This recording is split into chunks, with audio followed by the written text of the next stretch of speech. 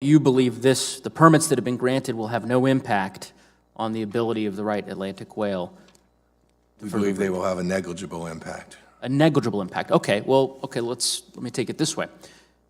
My understanding is that in 2017, these same permits were denied by the Bureau of Ocean Energy Management, by the BOEM. Is that right?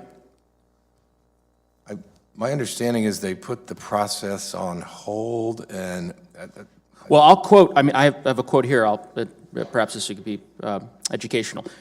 In early 2017, right, this is according to the BOEM, in denying similar permits, concluding that the, quote, value of obtaining the geophysical and geological information from new airgun seismic surveys in the Atlantic does not outweigh the potential risks of those surveys' acoustic pulse impacts on marine life.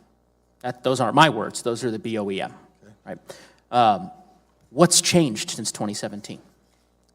well, sir, I mean, the science hasn't changed, well, Congressman, right? I can't speak to why BOEM did or did not deny the permits. Our role in this... They did deny the permits, just for the record, but I'm happy to provide you with that. I understand. I don't know why they did that. Well, I just explained to you the quote. I mean, they denied the permits because ultimately the benefits to these 5 oil and gas companies were outweighed by the risks to this endangered species. And since that time, the science certainly hasn't changed. The status of the species certainly hasn't changed. It's more threatened, not less. It seems that the only thing has changed since that time is the politics of it. And this is why it's very frustrating, because most of the issues that we deal with are very partisan. But this happens to be an issue that has bipartisan support. Let me give you just a few of the stakeholders in the region who have expressed concern or outright opposition to the granting of these permits. The governor of Florida, Republican. The governor of Georgia, Republican. The governor of South Carolina, Republican. The governor of Maryland, a Republican. The governor of Massachusetts, a Republican.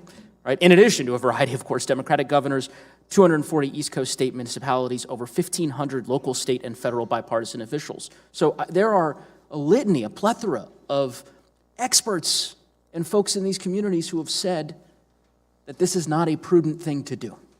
And I'm struggling to understand why NOAA, which is obligated under the law to consult with the BOEM as it grants these permits, would be willing to take this risk. I mean, I guess that's my last question for you.